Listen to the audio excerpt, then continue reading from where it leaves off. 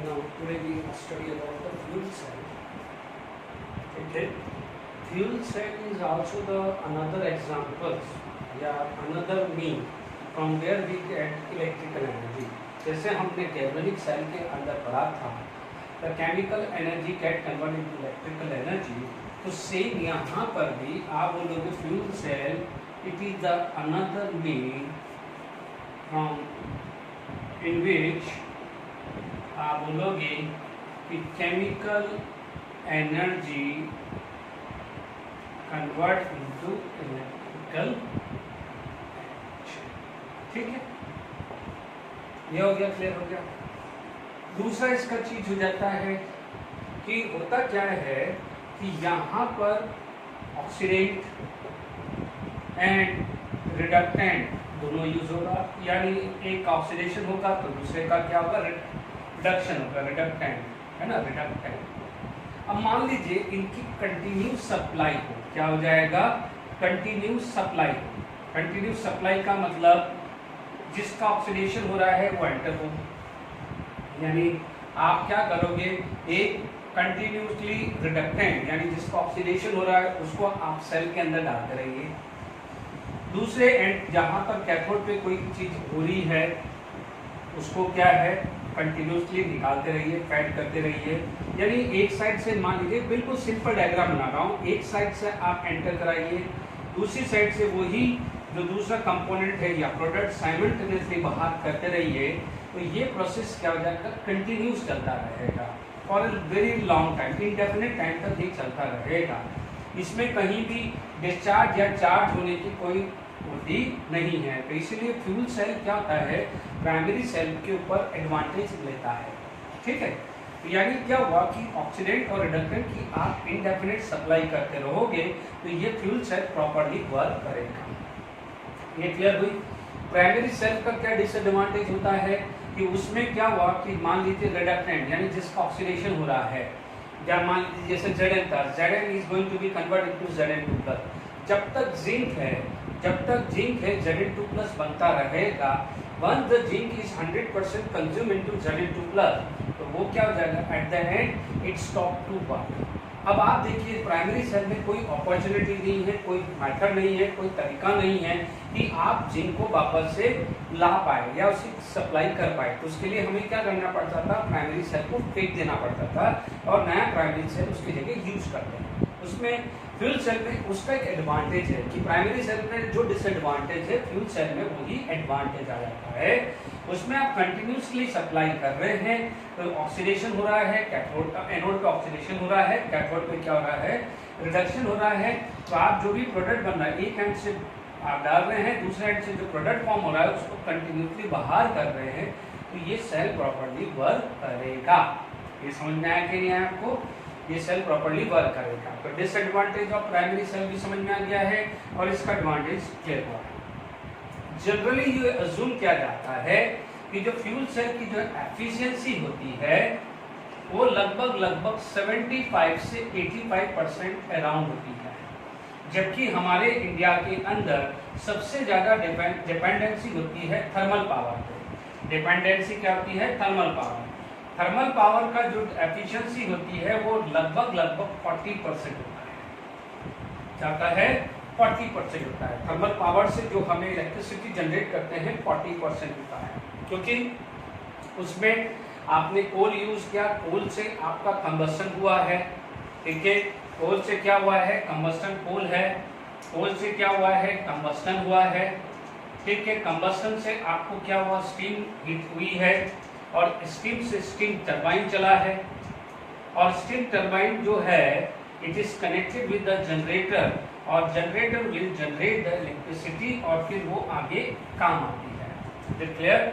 Combustion से heat होती है, वो वाटर को जाती है, उससे स्टीम बनता है, स्टीम से स्टीम टरबाइन चलता है, steam turbine is connected with the generator and it will produce electricity. Thermal power का क्या है, एफिशिएंसी जो है वो 40% है, जबकि फ्यूल सेल की एफिशिएंसी 75 to 85% है। तो अब आप देखिए efficiency point of view fuel cell ज़्यादा हुआ। दूसरी चीज है थर्मल से आपको पॉल्यूशन मिलेगा, ज़्यादा पॉल्यूशन। आपको देखा होगा जहाँ पर थर्मल स्टेशन है उसके अराउंड काफ़ी स्मोक डस्ट होता है, पॉल्यूशन होगा, जबकि ये जो चीज़ होती है पॉल्यूशन फ्री होती है या पॉल्यूशन लेस होता है। तो दो एडवांटेज फ्यूल सेल के होते हैं। पहला एडवांटेज आ गया है efficiency is very very high and second advantage is pollution free. इसलिए आउट ऑफ इंडिया में जैसे थर्मल इंडिया में ज़्यादा डिपेंडेंसी होती है और आउट ऑफ इंडिया में फ्यूल सेल का काफ़ी यूज होता है। ठीक है, हालांकि देखिए हमारे पास अभी मैं इसके बाद हाइड्रोजन और ऑक्सीजन का फ्यूल सेल लूंगा, ठीक है, उसमें इसकी चीज़ें भी बताऊंगा। एक बार एडवांस में इस पे फ्यूल सेल पे क्वेश्चन आया हुआ है, तो क्लियर, ये भी क्लियर रखना है कि यहाँ पर क्वेश्चन आया हुआ है। अब आप देखो फ्यूल सेल किस किस का हो सकता है, नो डाउट ये चीज़ होगी है कि कंबस्टन। अब आप देखो कंबस्टन में आपके पास हाइड्रोजन, CH4, मिथेनॉल, इन सब का फ्यूल सेल बन सकता है।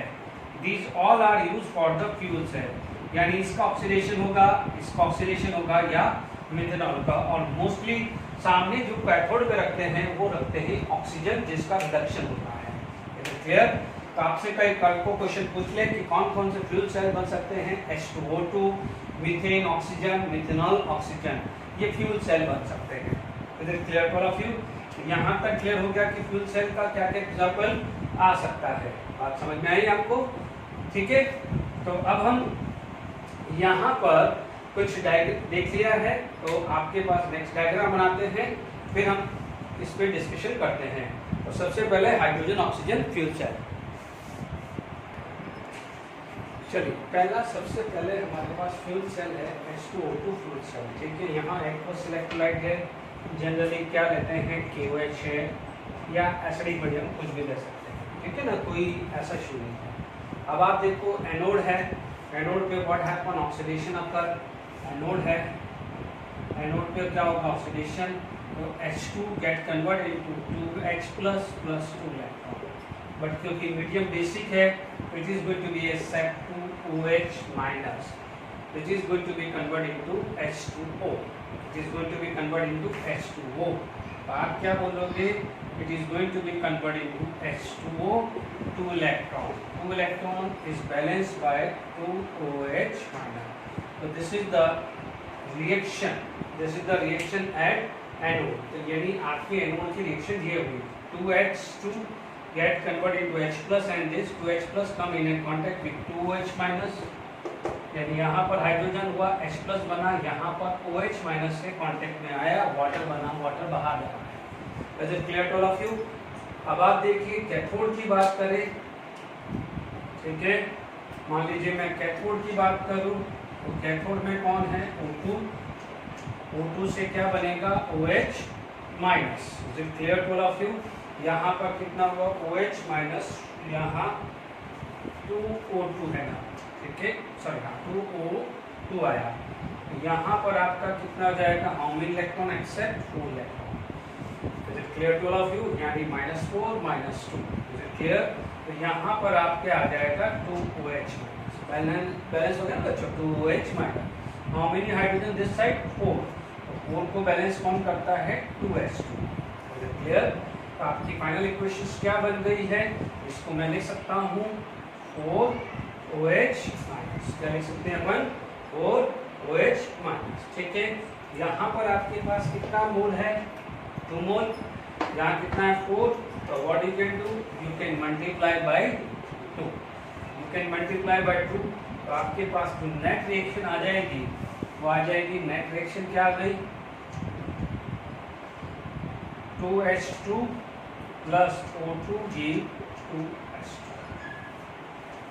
ठीक है, यानी कुल मिला के हाइड्रोजन का ऑक्सीडेशन एंड ऑक्सीजन का रिडक्शन हो गया। चेक कर लीजिए, 2 4OH कैंसिल, 4 इलेक्ट्रॉन कैंसिल, यहाँ पर 4H2, यहाँ 2H2, यहाँ पर 2H2 बच जाएगा। एनोड पे क्या हुआ, हाइड्रोजन का ऑक्सीडेशन, कैथोड पे क्या हुआ, ऑक्सीजन का रिडक्शन। यानी आपके पास ऑक्सीडेशन और रिडक्टेंट की क्या है, कंटिन्यूसली सप्लाई करेंगे और जो प्रोडक्ट फॉर्म होना है वो कंटिन्यूसली निकलता जाएगा और उसमें रिस्पेक्ट में देख लीजिए 2 इलेक्ट्रॉन ट्रांसफर हो रहा है। अब आप देखो इलेक्ट्रॉन जो फ्लो हो रहा है एंड इफ क्या होगा, इलेक्ट्रिसिटी जनरेट होगा, इलेक्ट्रिसिटी जनरेट होगा तो आपको क्या मिलेगा, इलेक्ट्रिसिटी मिलेगी, ठीक है। तो जनरली ये फ्यूल सेल यूज किया जाता है। अच्छा, अभी मैंने यहाँ पर आपके पास क्या क्या चीज आई है, आप यहाँ नोट करके देखेंगे तो आपके पास जो क्वेश्चन आया है यहाँ पर नोट करेंगे तो यहाँ पर एफिशिएंसी इस सेल की लगभग 70% होती है, ठीक है ना।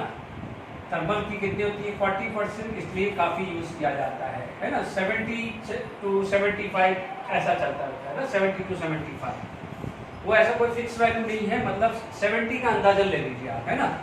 दूसरी बात देखिए, यहाँ पर वाटर वेपर प्रोड्यूस हुआ है, क्या प्रोड्यूस हुआ है, वाटर वेपर प्रोड्यूस हुआ है। ये आईआईटी एडवांस का क्वेश्चन, ये लाइन का आईआईटी एडवांस का क्वेश्चन है। इसको आप क्या करोगे, कंडेंस, जब वाटर वेपर कंडेंस हो जाएगा तो पीने लायक हो जाएगा, तो ये क्या हो जाएगा, this is use for drinking astronaut, ठीक है। एस्ट्रोनॉट्स को आप ड्रिंकिंग के लिए यूज किया जाता है। आप समझ लीजिए इसके दो काम आ गए, एक तो आपको इलेक्ट्रिसिटी डेवलप कर रहा है और एक जो वाटर वेपर प्रोड्यूस हो रहा है ड्यूरिंग दिस, उसको कंडेंस करके ड्रिंकिंग पर्पस में भी हम यूज कर पा रहे हैं।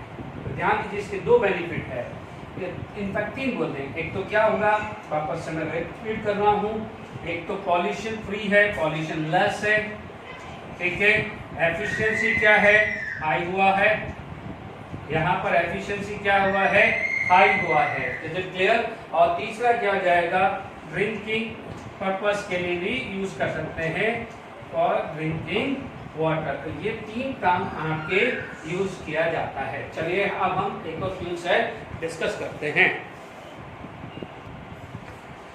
Next is CH4O2 fuel. So it is not specified in the NCERT textbook, but it is important for your competitive exam. Is it clear? CH4 and O2 fuel cell. But यहाँ पर जब आप, मैं भी इंटेक्स पे question discuss करूँगा तो इसका स्पेसिफिकेशन है। अब आप देखो CH4O2, ज़्यादा टाइम वेस्ट नहीं करना है हमारे को, यहाँ पर लिख दो एनोड, ठीक है। एनोड पे CH4 एंटर कर रहा है और कैथोड पे O2 ले रहा है, ठीक है। CH4 ऑक्सीडेशन होगा तो CO2 बन जाएगा। Is it clear to all of you? Make sure यहाँ पर एक इलेक्ट्रॉन आएगा, ऑक्सीडेशन स्टेट +4, यहाँ पर है -4, ठीक है। -4 से +4 आएगा, मीडियम इज एसिडिक, क्योंकि CO2 is going to be convert into carbonic acid, बन सकता है या CO2 बन के एस्केप करेगा जब तक वाटर के कांटेक्ट में नहीं आएगा। तो this is going to be balanced by 8 + 8 and यहाँ पर आ जाएगा 4 आ चुका है, तो यहाँ पर कितना आ जाएगा, 2H2O, oxygen 2 and 2, everything is balance. तो एनोड पे क्या हुआ, ये चीज आ गई है, ठीक है। कैथोड पे बात करें तो कैथोड पे यदि हम बात करते हैं तो O2 हमें पता, अभी जस्ट थोड़ी देर पहले पढ़ा था, OH प्लस 4 इलेक्ट्रॉन गया, OH प्लस 4 इलेक्ट्रॉन गया, बट क्योंकि मीडियम इज एसिडिक तो 2OH minus combined with 2H plus ion, तो it is going to be form water. क्या बनाएगा वो, वाटर। Is it clear? तो यानी आप यहाँ पर आप बात करेंगे तो it is going to be form water, 2H2O। Is it clear? 4 electron get balance by 4H plus ion. Is it clear? तो यहाँ पर आपके पास, अभी मैं सिंपल सॉल्व कर रहा हूँ, 4H प्लस आयन, ठीक है। तो यहाँ पर 2, 4 and 4, 8, 4 8 है ना, तो 4 8 8 यहाँ पर आ जाएगा 4H2O, क्या आ जाएगा, 4H2O। Is it clear to all of you? तो हमारे पास क्या आ जाएगा, 4H2O। हम लोग गलती कर रहे हैं, कहाँ गलती कर दी हमने, यहाँ पर गलती कर दी, ठीक है। यहाँ पर अपन ने उल्टा कर दिया है, यहाँ 2 इलेक्ट्रॉन एक्सेप्ट होंगे, तो यहाँ पर 2OH माइनस आ जाएगा। Clear to all of you? तो यहाँ पर ये कितना वैल्यू आ गया है, 4 electron and 2H plus ion, which is going to be form 2 H2O, ठीक है, ये 2 H2O आ जाएगा, 2 इलेक्ट्रॉन, तो आप क्या बोलोगे 4 H प्लस आयन आया, तो 4 हाइड्रोजन, तो ये everything is balance. Is it clear? तो अब आपके पास जो नेट रिएक्शंस आएगी, देख लीजिए यहाँ पर 4 है, वहाँ पर 8 है, तो it is going to be multiply by 2 आ जाएगा। तो आपके पास CH4 plus 2O2 are going to be form CO2 plus 4H2O। यही बैलेंस कोशिश करते हैं हम लोग, ठीक है। बट यहाँ पर आपका U2H प्लस CH4 CO2, तो ये 4 में 2 आ रहा है ना, तो ये 4 है और वो 2 है, तो 2H2, ठीक है। यदि टिपिकल कंबस्टन रिएक्शंस आ गया है, इज इट क्लियर? तो वो थोड़ा करेक्शंस कर लेना कि ये ऑक्सीडेशन हुआ है तो वो रिडक्शन हुआ है, इज इट क्लियर? तो यहाँ पर क्योंकि खैर वो कोई बहुत बड़ी बात नहीं है, O2 से OH माइनस बन रहा है, हमें पता है, तो आप लोगों के लिए नेट रिएक्शंस ये आ गई है, इज इट क्लियर? एनोड पे क्या हुआ है, CH4 is going to be converted into CO2। अब आप देखो यदि यही मिथेनॉल लेंगे तो मिथेनॉल भी CO2 बनाएगा, ठीक है, बट वहां पर आप ऑक्सीडेशन नंबर चेक कर लीजिएगा, और मिथेनॉल का भी कंबस्टन होगा तो CO2 प्लस वाटर ही बनेगा, ठीक है। तो मैंने आपको फ्यूल सेल के बारे में कुछ इंट्रोडक्शन दे दिया है, ठीक है। अब आप देखिए यहाँ पर एक वर्ड आ जाता है जिसपे मैं क्वेश्चन डिस्कस करूंगा, थर्मल एफिशिएंसी, थर्मल या थर्मोडायनामिक, थर्मल या थर्मोडायनामिक कुछ भी नहीं सकते, थर्मल या थर्मोडायनामिक लिख दे अपन तो, क्योंकि थर्मल या थर्मोडायनामिक लिख दो, thermodynamic efficiency of fuel cell. देखिए आप लोगों ने फिजिक्स में भी पढ़ा होगा कि फ्यूल सेल होता क्या है, एफिशिएंसी क्या होता है, it is output upon input, ठीक है। तो ये जो वैल्यू आती है, ये ध्यान रखना, heat of combustion, heat of combustion या एंथैल्पी ऑफ कंबस्टन बोलेंगे, क्योंकि यहाँ पर कंबस्टन हो रहा था, H2 plus half O2 give H2O, CH4 plus O2 give CO2 plus water, methanol plus O2 give CO2 plus water, तो वहाँ पर डेल्टा H प्रोड्यूस होगा, ठीक है। अब वो डेल्टा H प्रोड्यूस हुआ है, यानी वो आपकी 100% हीट प्रोड्यूस हुई है, और आपको पता है वहाँ पर वो जो हीट प्रोड्यूस हुई है उसका कुछ न कुछ वर्क होना चाहिए, कुछ न कुछ क्या होना चाहिए, वर्क। तो आप बोलोगे that is the useful work upon heat of combustion into 100, it is known as thermodynamic efficiency। तो ये फॉर्मूला आपका बन जाएगा, and is equal to useful work होता है delta G upon delta H into 100। This is the formula to find out the thermal efficiency. Is it clear to all of you? यानी thermal efficiency का ये formula है। चलिए मैं इस पे बेस न्यूमेरिकल डिस्कस करता हूँ, फिर हम एक दो क्वेश्चन और डिस्कस करते हैं, ओके। देखिए न्यूमेरिकल्स आपके पास दिया हुआ है for H2O2 fuel cell, this is the E0 cell is given, this is the E0 cell is given, and the delta H for reaction आया, and question है find out thermal या thermodynamic efficiency। देखो thermal efficiency या thermodynamic efficiency एक ही बात है, कुछ नहीं है, सिंपल सॉल्यूशन है। डेल्टा H गिवन है, E गिवन है, इससे डेल्टा G निकाल लेते हैं। सबसे पहले मैं निकालता हूँ ई सेल। अब आप देखो ये जो है ये आपका क्या है, एनोड, ये क्या है, कैथोड। तो this is given reduction potential of cathode minus reduction potential of anode. It is clear? ये वैल्यू आपकी कितनी आ जाएगी, 1.23 वोल्ट। डेल्टा जी क्या जाएगा, माइनस NF ई सेल। देखो n की वैल्यू कितनी है, 4 इलेक्ट्रॉन, n की वैल्यू कितनी है 4, 2 × 96500 × ई सेल। ई सेल की वैल्यू आ रही है 1.23। क्लियर? कैलकुलेटर उठाइए। 2 इंटू 96500 इंटू 1.23, ये वैल्यू आ रही है 237390। क्योंकि ये किलो जूल में है तो क्यों ना मैं 1000 से डिवाइड पहले ही कर दूं। तो 237.39 माइनस 237.39, ध्यान रखना मैं किलो जूल लिख रहा हूँ, ये जूल में है, this is in joule, this is in joule, मैंने किलो जूल में कर दिया है। Is it clear? अब तो काम आसान हो गया हमारा। ठीक है, हमारा एन क्या है? एन क्या है? Delta G upon delta H into 100। Delta G की वैल्यू कितनी है? माइनस 273.39। इसकी वैल्यू कितनी आ रही है? Minus 285.8 into 100। माइनस से माइनस कैंसिल। अब आप देखिए दिस वैल्यू 237, सॉरी मैंने 273 लिख दिया है, ये है 237। ठीक है, मैं करेक्शन कर देता हूँ, डिवाइडेड बाय 285.8, ये आ रहा है 83%, लगभग कितना आ रहा है? 83%। ये आ जाएगा 237.8, ये लगभग 83.04% के आसपास आ रहा है। देख लीजिए, मैंने आपको न्यूमेरिकल समझाया है कि क्या न्यूमेरिकल्स बन सकता है। Is it clear? तो इस पे भी ये मैंने न्यूमेरिकल्स बनाया है, सिंपल है, डेल्टा जी निकालना है, डेल्टा एच निकालना है।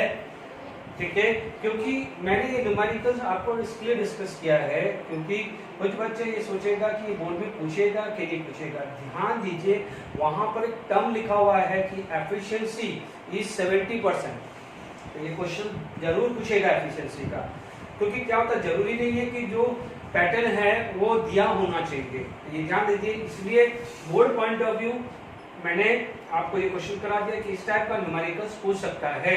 अदरवाइज डेल्टा जी निकालना हमने सीखा है, डेल्टा एच V1 होगा, तो फॉर्मूला क्या लगाना है?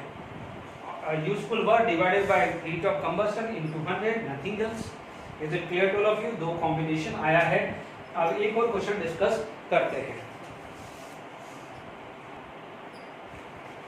देखिए, यहाँ पर हमने क्वेश्चन दिया है, fuel cell uses CH4 and found CO2 at anode. It is used to power a car with 80 ampere for 0.96 hour. How many liter of CH4? आप एक चीज ध्यान रखना, ये मैंने लास्ट लेक्चर के अंदर डिस्कस किया था लेड स्टोरेज बैटरी का, जो मैंने JEE मेंस में डिस्कस किया था, या ये डिस्कस किया था। आप देखा जाएंगे तो हर में फैराडे लॉ ही लग रहा है, चीज वही है, बट यहाँ पर फ्यूल सेल का स्पेसिफिकेशंस किया जा रहा है।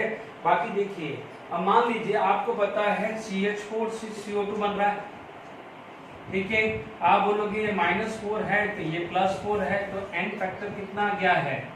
8 आ गया कि नहीं आ गया? जब एन फैक्टर 8 पता चल गया तो बात खत्म। Is it clear to all of you? It is used to power a car with this, आपको चाहिए दिस, मेरे पास अपन ने पढ़ा हुआ है मोल्स, ठीक है। यदि आप इसको यूज करना चाहते, सपोज ये सब्जेक्टिव होता, सपोज ये सब्जेक्टिव होता, मैं दोनों तरीके से बता रहा हूं। यदि ये सब्जेक्टिव होता तो आप क्या लिखते? यहाँ पर 8 इलेक्ट्रॉन, इसको बैलेंस करने के लिए 8H+, और ये लिख देते आप, 4 तो आ चुका है तो आप लिख देते 2H2O, ये लिखते। आप क्या लिखते? यहाँ पर 8 फैराडे, क्योंकि आपका एम्पियर है तो मैं 8 फैराडे, और यहाँ पर है 1 मोल, 8 फैराडे 1 मोल। 1 मोल के बजाय मैं डायरेक्टली यहाँ लिख दूँ 22.4 लीटर, ठीक है, और 22.4 लीटर एट STP। इसका मतलब यदि मैं लिखूँ 8 × 96500 कूलम, तो आप बोलोगे 22.4 लीटर CH4 रिक्वायर्ड, ठीक है ना, बिल्कुल बैलेंस। 1 मोल का वॉल्यूम ये होता है, यहाँ 8 फैराडे है और faraday is equal to 96500 coulomb है, ठीक है। आप देखेंगे यहाँ पर आपके पास 80 एम्पियर है और 0.96 R है, क्लियर। तो 1 कूलम के लिए कितना हो जाएगा? 22.4 अपॉन 8 × 96500, ठीक है। और यदि 80 एम्पियर है, 80 एम्पियर आपको पता है charge is equal to I × T होगा।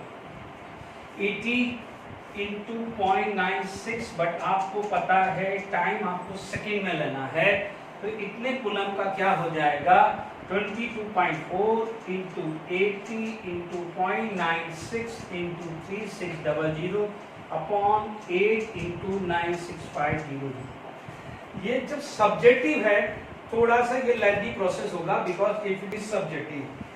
ठीक है, कैलकुलेटर उठाया 22.4 into 80 into 0.96 into 3600 divide by 8 divided by 96500, ये लगभग आ रहा है 8.02 लीटर।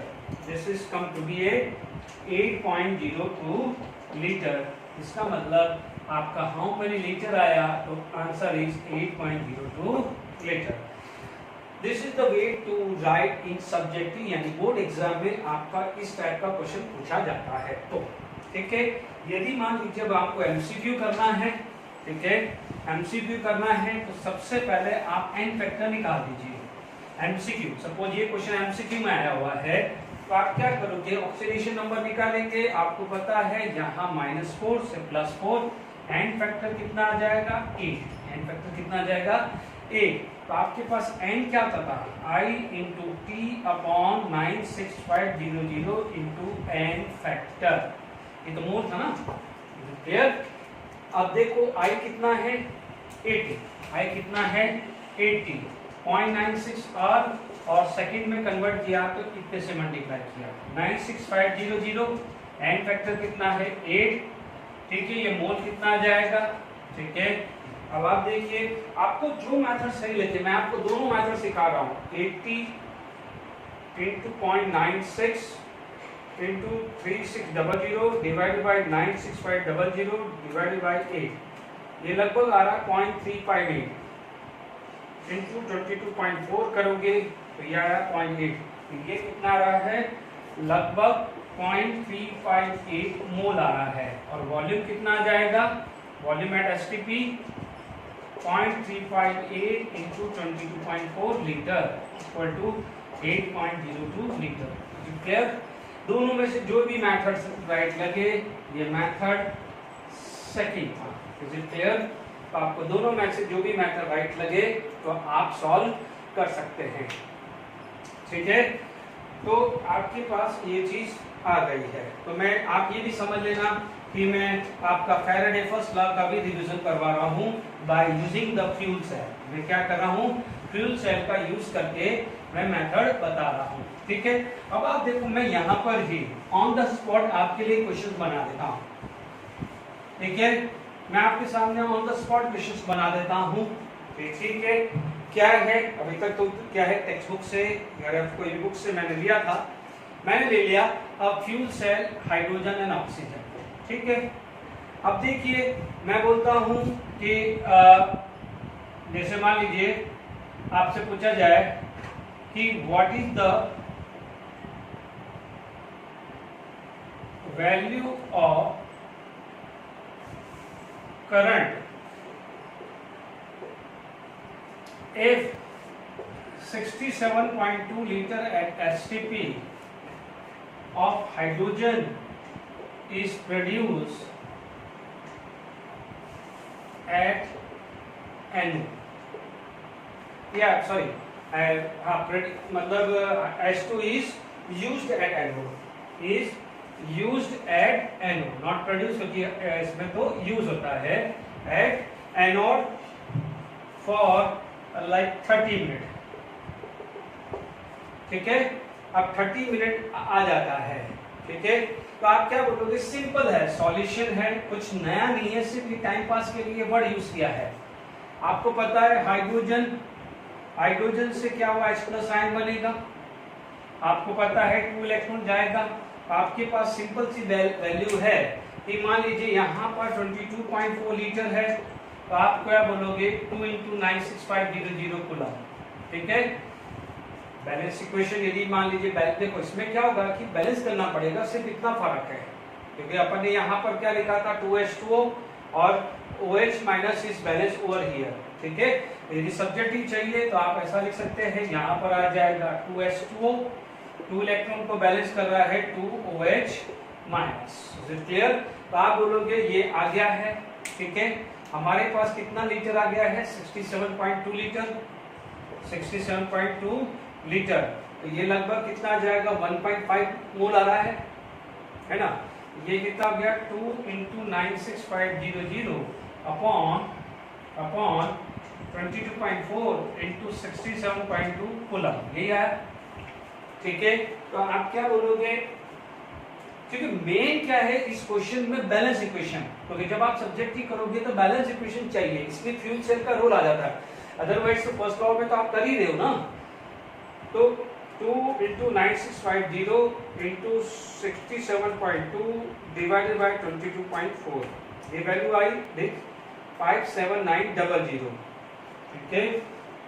57900 सॉरी 57900। अब ये क्या हो जाएगा? चार्ज आ गया, it is equal to I × T। हमें क्या निकालना? I 30 मिनट के लिए, तो I क्या हुआ? 57900। 30 मिनट है, 30 × 60, यानी आप क्या करोगे? इसी वैल्यू को डिवाइडेड बाय 30 डिवाइडेड बाय 60 कर दोगे, ये आ जाएगा 321.6। ये कितना आ जाएगा? 321.6 एम्पियर। चेक कर लीजिएगा ये वैल्यू, ठीक है। 321.6 ampere value. Is it clear to all of you? यहाँ पर वैल्यू आ गई है। अब आप देखो, इसी चीज को मैं आगे पार्ट करता हूँ। मैं बोलता हूँ कि ये सेम करंट पास हो गया, ठीक है ना। इसी में मैं आगे करूँ कि इफ सेम करंट, मतलब ये करंट, तो मैं बोलूंगा if same current passes into Cu2 plus, then amount of Cu deposited at cathode। बना गया क्वेश्चन, बना गया। तो आप क्या बोलोगे कि यही चीज, थोड़ा लंबा प्रोसेस आ रहा है क्योंकि आप जा रहे हो सब्जेक्ट ही कर रहे हैं। तो Cu2 plus will accept 2 electron, get convert into Cu। तो आप क्या बोलोगे? 2 × 96500 कूलम, है ना। तो 2 × 96500 कूलम, तो आप बोलोगे 63.5 ग्राम। सेकेंड पार्ट का सॉल्यूशन। अब आप देखो आपका चार्ज कितना ट्रांसफर हुआ है ना। इस चार्ज से तो आपका एम्पेयर है, तो आप बोलोगे 57900 कूलम कैन गिव 63.5 अपॉन ये 2 × 96500 इंटू 57900। बच्चे लोगों, आप 12th स्टैंडर्ड में आ गए हो तो वो तरीका सीख जाना। दिस विल गिव, तो 1 coulomb will give 63.5 divided by this, तो this much will give this into this. वो तरीका आपको आना चाहिए। अब ये मत समझना कि ये ऐसा है तो ये कैसे आ गया। अब आप इतने मैच्योर हो गए हैं कि दिस विल गिव दिस, तो दिस विल गिव दिस, वो आना चाहिए। ये छोटे वो नहीं होने चाहिए बच्चों, ठीक है।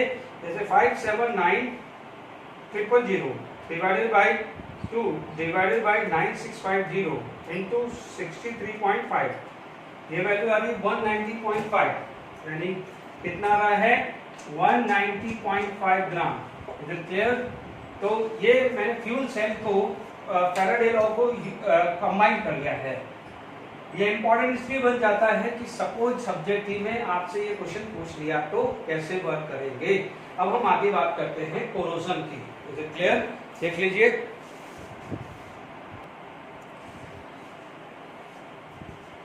नेक्स्ट हमारा है कोरोजन। देखो, corrosion slowly coated the surface of a metal with the oxide और अदर सॉर्ट ऑफ मेटल। हमने देखा होगा कि जनरली रेनी सीजन के अंदर यदि आप आयरन देखेंगे तो आयरन के ऊपर एक ब्राउन लेयर बन जाती है, ठीक है। या मान लीजिए कोई सिल्वर है तो उसका डार्कनेस काला काला सा आ जाता है, और यदि कोई कॉपर है या ब्राउन सरफेस है उस पर एक ग्रीन लेयर फॉर्म हो जाती है। तो all these are the example of corrosion. यानी कोरोजन हुआ क्या है, what is the meaning of a corrosion. तो मैं सिंपल ये बात करूंगा, भले में ये टर्मिनोलॉजी अलग अलग है। मैं आयरन के लिए रस्टिंग यूज कर रहा हूँ, सिल्वर के लिए टार्निश वर्ड यूज कर रहा हूँ, और कॉपर या ब्रॉन्ज के लिए मैं ग्रीन कोटिंग वर्ड यूज कर रहा हूँ। इट इज नथिंग है, the matter is going to be oxidized in presence of air. यानी एयर जिसके अंदर मॉइस्चर यानी मॉइस्ट एयर है उसके कांटेक्ट में यदि मेटल आ जाता है तो metal is going to be oxidize. यदि मैं एक सिंपल लाइन में बोलूं what is the meaning of a corrosion, तो आप बोलोगे this is the oxidation of a metal in presence of moist यानी मॉइस्ट एयर। बिल्कुल सिंपल वर्ड। इसीलिए आप देखोगे तो क्या आप समर में या विंटर में कभी भी कोरोजन दिखते हैं? कोरोजन मोस्टली आपको दिखते हैं रेनी सीजन के बाद, या है ना, तो ये ध्यान रखना। It is clear oxidation of a matter in presence of moist air. ठीक है, अब हम यहाँ पर इसका मैकेनिज्म समझे, इसीलिए ये लैंग्वेज है, एग्जाम्पल है, आपने लिख लिया। आपने देखा होगा कई बार कि यदि बिल्डिंग्स के अंदर जहां पर आयरन यूज हो रहा है या ब्रिजेस बने हुए हैं जहां पर आयरन यूज हो रहा है उसमें रेगुलर मेंटेनेंस चलता है, क्योंकि क्या होता है कि वहां पर यदि जहां भी आयरन यूज किया है वहां पर क्या होता है, डिफेक्ट्स क्रिएट हो जाता है, स्ट्रेंथ ऑफ आयरन कम हो जाती है, स्ट्रेंथ ऑफ मेटल कम हो जाता है। इसकी वजह से ब्रिजेस कोलैप्स हो जाते हैं, बिल्डिंग कोलैप्स हो जाते हैं। आप लोगों ने देखा होगा कि कई बार सुनते हैं कि पुरानी बिल्डिंग कोलैप्स हो गई, क्योंकि उसके अंदर जो आयरन डाले हुए होते हैं वो इतने कोरोडेड हो जाते हैं कि जो उसकी जो ग्रिप्स होती है या उसकी जो स्ट्रेंथ हो जाती है वीक पड़ जाती है। अब इस मैकेनिज्म के थ्रू समझो कि क्या है। आप देखेंगे जैसे यहाँ पर मैंने आयरन लिया है, ठीक है, अब यहाँ पर आयरन है और यहाँ पर आ गया है वाटर ड्रॉपलेट्स, यहाँ पर आ गया है वाटर ड्रॉपलेट और ये एयर आई है विद मॉइस्ट एयर, है ना। तो आप देखेंगे कि यहाँ पर आप बात कर रहे हैं आयरन, ठीक है। जनरली जब भी कोरोजन या रस्टिंग कौन से होता है, अनइवन पार्ट में। क्या होता है? Uneven part. जब भी अनइवन पार्ट होता है किसी मेटल सरफेस का, वहां पर कोरोजन के चांसेस ज्यादा होते हैं, क्योंकि अनइवन पार्ट में जो एक्टिव एरिया है, मेटल का एक्टिव एरिया बहुत ज्यादा होता है as compare to symmetrical part, ठीक है ना। जैसे मान लीजिए ये अनइवन पार्ट है तो इसमें जो एक्टिव एरिया है वो ज्यादा है, क्योंकि ये तो क्या है, मेटल से घिरा हुआ है, ये सब पार्ट तो मेटल से घिरा हुआ है, बट ये पार्ट क्या है, एक्टिव ज्यादा है। इसीलिए जहां भी अनइवन है या बैंड एरिया है वहां पर कोरोजन या रस्टिंग ज्यादा होती है। Is it clear? तो अब आप देखिए, यानी जहां भी Fe है वो पार्ट हो जाएगा एनोड और जो ऑक्सीजन पार्ट है वो हो जाएगा कैथोड। Is it clear? अब आप देखो व्हाट हैपन, इसमें जो Fe है, Fe is going to be oxidized and get converted into Fe2+, और जो रिलीज इलेक्ट्रॉन है वो उसने छोड़ दिया है, और वो जो रिलीज इलेक्ट्रॉन है ऑक्सीजन उस रिलीज इलेक्ट्रॉन को ले लेगा। Clear? Oxygen will accept that release electron. Is it clear to all of you? अब आप देखिए इसको वन बाय वन समझे, ये हल्का सा आइडिया ले लिया है। देखिए आप बोलोगे एनोड पे क्या हुआ है, तो हम बोल रहे हैं कि Fe gate convert into Fe2+ and 2 electron, ठीक है। कैथोड पे क्या हुआ है, this is O2 will accept the 2 electron, it is going to be convert into 2OH-, but यहाँ पर H+ से एसिडिक मीडियम है, ये अज्यूम किया जाता है कि this H+ is coming from carbonic acid या कोई भी और अदर एसिड है, उससे ये H+ आता है, या तो कार्बोनिक एसिड, क्योंकि नेचर पे CO2 है, water wet combined with CO2 are going to be form H2CO3, तो वहां पर भी आपके पास H+ आयन आता है, या किसी भी मेटल एसिड से H+ आयन आ सकता है। तो यहाँ पर आपके पास 2H+ आयन है, तो 2H+ ion combined with 2OH-, it is going to be form 2H2O. Is it clear? -2 charge is balanced by 2H+ ion. Is it clear? आप देख लीजिए यहाँ 2H2O है।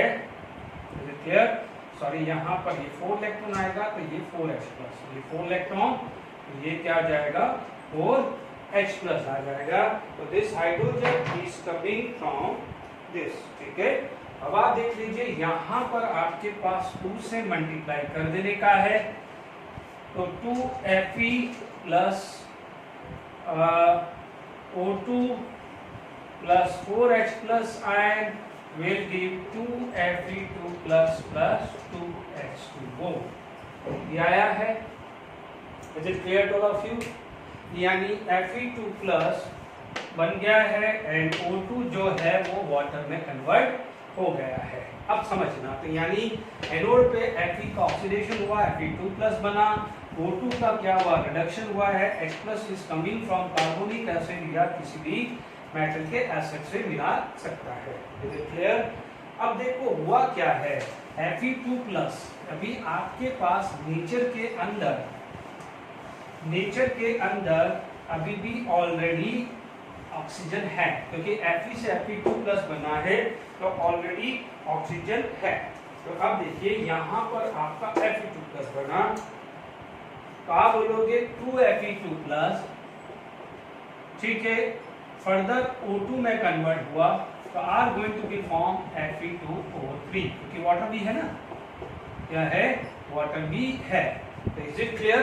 तो यहाँ पर 2 प्लस 4 प्लस, तो यहाँ पर इलेक्ट्रॉन कितना आ जाएगा, 2, कितना आ जाएगा, इलेक्ट्रॉन 2 आ जाएगा। Is it clear to all of you? तो Fe2 प्लस ऑक्सीडेशन हुआ एंड Fe2 प्लस ऑक्सीडेशन हुआ है और इस ऑक्सीजन का क्या हुआ है, रिडक्शन हुआ है। Is it clear to all of you?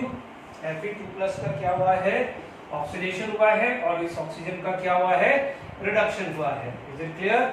यहाँ पर 2 प्लस 2 4, तो ये 4H प्लस आयन आएगा, hydrogen get balance by water molecule, ठीक है।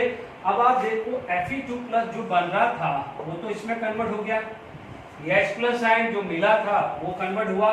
This Fe2 plus will come in a contact with this each other. So Fe2O3 plus XH2O are going to be formed Fe2O3 dot XH2O. ये होता है rust, ये होता है rust और इसका जो अपीयरेंस होता है ब्राउन अपीयरेंस होता है। Is it clear? तो जो भी आपको रस्टिंग मिलती है यानी जो ब्राउन कलर होता है वो एक्चुअली Fe2O3 dot XH2O होता है। अब कोई बच्चा बोलेगा कि सर क्यों हुआ ऐसा, आप बोलेंगे what is this, this is anhydrated form is going to be convert into hydrated form. तो यहाँ पर एक वर्ड आएगा hydration energy, and hydration energy is inversely proportional to size of ions. Is it clear? Here it is +3, here it is +2, sorry यहाँ +2 यहाँ +2 है, तो +3 की साइज तो बहुत लेस हो चुकी है। यदि साइज लेस होगी तो hydration energy is very very high, इसीलिए Fe से Fe2 प्लस और Fe2 प्लस से Fe3 प्लस बन सकता है बिकॉज एयर सफिशिएंट है। तो Fe2 प्लस से Fe3 प्लस बना and Fe3 plus will come in contact with the moisture, okay, surrounding moisture है, तो and hydration energy of Fe2 plus is very very high, इसलिए यहाँ पर इजीली ट्रैप कर लेता है, इजीली एब्जॉर्ब कर लेता है। इसे हम क्या बोलते हैं, हाइड्रेशन एनर्जी। तो समझ में आया? वापस से सुन लीजिए, Fe get oxidized, get converted into Fe2 plus, oxygen from the air get reduced, ठीक है।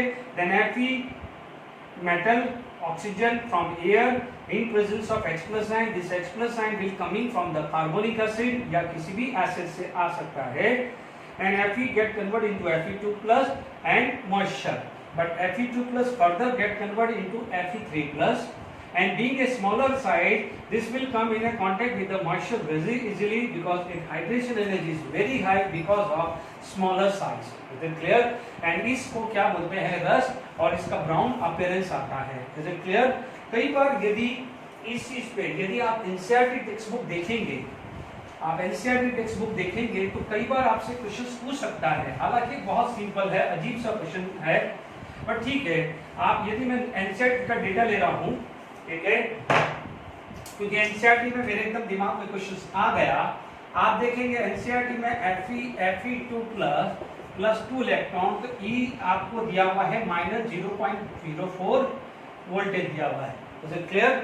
आपको दिया हुआ है सेकंड जो केस दिया हुआ है कि O2 plus 4H plus ion plus 4 electron gate convert into 2H2O, 2H2O। यहाँ पर E0 की वैल्यू 1.23 B दी हुई है, इज इट क्लियर? ये आपके एनसीईआरटी का ही है। और आपको पूछा जाए कि what is the cell potential for rusting of iron, what is the cell potential, मान लीजिए यही क्वेश्चन पूछ लिया आपसे, पूछा जाए कि what is the E cell for rusting, what is the E cell for rusting. कुछ नहीं है, टाइम पास है, आपको पता है एनोड पे ये होगा, कैथोड पे ये होगा। आप बोलोगे this OH plus ion Fe2 plus plus 2H2, ये क्या बना एनोड, ये क्या बना कैथोड। तो आपको क्या दिया है यहाँ पर सॉल्यूशन में आप बोलोगे E0 सेल, कैथोड पे कौन है 1.23, एनोड पे कौन है ये आया, क्योंकि ये सब रिडक्शन पोटेंशियल दिया है। या आप देख लेंगे कंफ्यूजन आ रहा है तो आप लिख दो Fe2 प्लस से Fe, क्या लिया हुआ है Fe2 प्लस से Fe ले लेते हैं। और यहाँ पर आपको क्या दे देगा E0H प्लस O2 NH2O, ये वैल्यू है 1.23 भी, रिडक्शन पोटेंशियल दिया हुआ है, चेक कर लीजिए। ये दोनों एनसीईआरटी बुक में दिया है, इसलिए मैंने एनसीईआरटी का यूज किया है, मैंने कोई अलग से नहीं लिया है। तो आप देखेंगे ये कितना वैल्यू आ रहा है 1.6V, क्वेश्चन आ सकता है। Is it clear? What is the E cell? बिल्कुल नॉट इक्वेशन से भी पहले की चीजें हमने पढ़ी है आईवास में। अब आप देखिए इसमें हम बात कर लेते हैं एप्लीकेशंस जो है कोरोजन को बचाने की या प्रिवेंशन ऑफ कोरोजन की बात करें हम लोगों ने है, मैं एक बार लिख देता हूं क्योंकि अपनी एनसीईआरटी में भी है, तो एक बार लिख दोगे तो आपके नोट्स बन जाएगा। अदरवाइज प्रिवेंशन में आप देखते हैं कि मान लीजिए किसी भी मेटल को बचाना है तो go for the galvanisation, zinc is the best. फिर उसके बाद एसएन यूज करते हैं गैल्वेनाइजेशन का, प्रोटेक्शन करने के लिए आप यूज कर सकते हैं। मान लीजिए कोई शिप है, ठीक है, शिप को बचाना है, उसमें कोई भी आयरन यूज हो रहा है तो भी हम किसी भी मेटल का गैल्वेनाइजेशन करते हैं। इलेक्ट्रोप्लेटिंग या गैल्वेनाइजेशन करते हैं तो मेक श्योर जिस भी मेटल का गैल्वेनाइजेशन, सपोज इस मेटल को बचाना है, इसके ऊपर मुझे एक कोटिंग करनी पड़ेगी, बट जो मेटल उसके ऊपर लगाऊंगा वो खुद पावरफुल होना चाहिए इससे, यानी इसका ऑक्सीडेशन पोटेंशियल इससे ज्यादा होगा तभी इसको बचा पाएगा। ये ध्यान रखना है। ऐसा क्वेश्चन मैंने आपको डिस्कस भी किया हुआ है, कुछ जेडब्ल्यू मेंस का क्वेश्चन भी आया हुआ है या एडवांस में मैंने प्रीवियस सेक्शन में है, ठीक है। अब फिर हमारे पास आती है पेंटिंग इज द मेथड, ठीक है। पेंटिंग भी हम करके आपको कोरोजन को भी बचा सकते हैं, बिकॉज बिल्डिंग कोलैप्स है या ब्रिज कोलैप्स होने से बचाने के लिए हम बात करते हैं। तो मैं एक बार जो भी प्रिवेंशन ऑफ कोरोजन एक बार लिख देता हूं, फिर हम इसको वाइंड अप करेंगे। ओके, देखिए these are the prevention of corrosion, बिल्कुल पॉइंट में लिख दिया है मैंने, तो आपको जब भी रिवीजन करना तो आसान होगा। सबसे पहला मेथड है कि जो भी आपको बिल्डिंग्स बचानी है जिसपे, जैसे हमारे घरों में भी देखते हैं ग्रिल्स होती है विंडो पे, तो हम उसको बचाने के लिए हम क्या करते हैं, ग्रिल के ऊपर ब्लैक पेंट या कोई भी पेंट कर देते हैं। सिमिलरली बिल्डिंग्स के भी ग्रिल में आप देखोगे, विंडो की ग्रिल में हम पेंट कर देते हैं। कई बार आप लोगों ने देखा होगा कि कहीं भी केमिकल कोटिंग कर देते हैं, कुछ केमिकल्स उस पर अप्लाई कर देते हैं, ठीक है, जैसे इसमें बिस्फेनॉल है उसका आप केमिकल कोटिंग कर देते हैं। तीसरा चीज क्या हो जाता है, गैल्वेनाइजेशन।